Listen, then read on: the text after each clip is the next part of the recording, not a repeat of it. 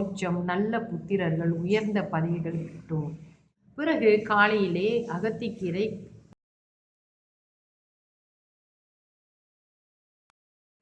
அனைவருக்கும் என் இனிய காலை வணக்கங்கள்.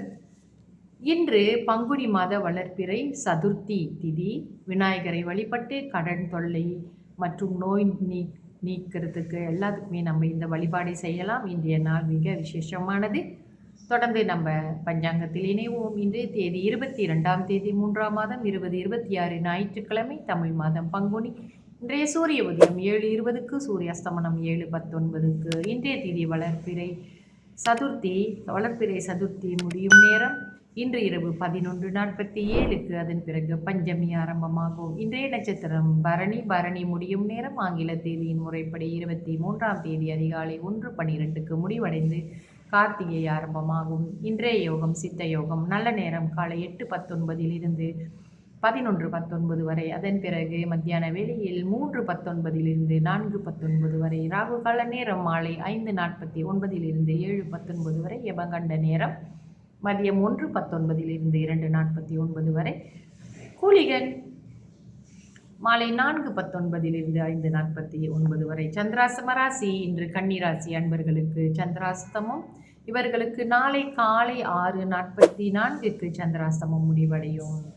இன்றைய ராசி பலன் பார்ப்போம். மேஷ ராசிக்கு மகிழ்ச்சி, ரிஷப ராசிக்கு திறமை, மிதுன ராசிக்கு லாபம், கடக ராசிக்கு உதவி, சிம்ம ராசிக்கு உயர்வு, கன்னி ராசிக்கு பிரீத்தி, துலாம் ராசிக்கு வரவு, விருச்சிக ராசிக்கு உழைப்பு, தனுசு ராசிக்கு அன்பு, மகர ராசிக்கு ஆக்கம், கும்பராசிக்கு சுகம், மீன ராசிக்கு பொறுமை.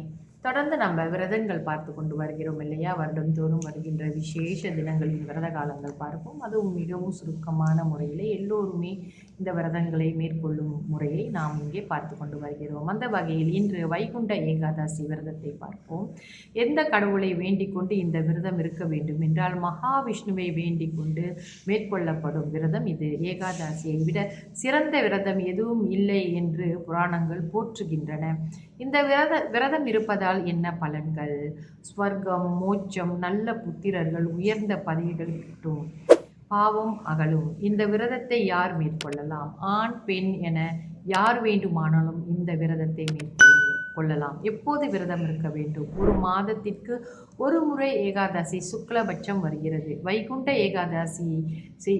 ஏகாதசியும் ஒரு வருடத்திற்கு ஒரு 15 ஏகாதசிகள் மார்கழி மாதம் வளர்பிறை காலத்தில் வரும் ஏகாதசி தான் வைகுண்ட ஏகாதசியாக இருக்கிறது. ஒவ்வொரு மாதமும் வளர்பிறை ஏகாதசி விரதங்களும் இருக்கிறது.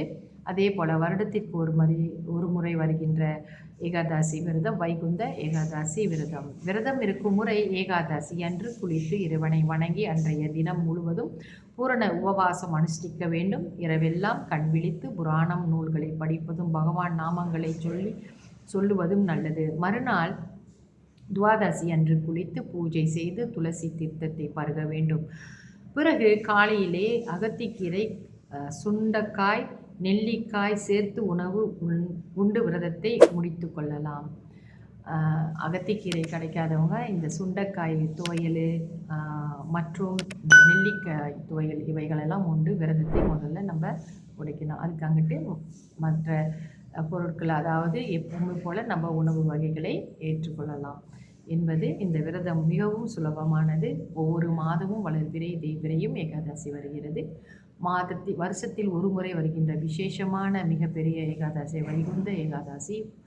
இந்த ஒரு வருடமும் இருக்க முடியாதவர்கள், ஒவ்வொரு மாதமும் இருக்க முடியாதவர்கள் இந்த வருடத்திலாவது கட்டாயமாக ஏகாதசி விரதம் இருப்பதனால் வைகுந்தத்தை நோக்கி நம்ம பயணம் செய்கிறதுக்கு அதுதான் ஒரு நல்ல ஒரு விரத முறையாக இது அனுஷ்டிக்கப்படுகிறது. தொடர்ந்து என்னுடன் இணைந்திருங்கள். நாளைய பதிவிலே அடுத்த விரதத்தை பார்ப்போம்.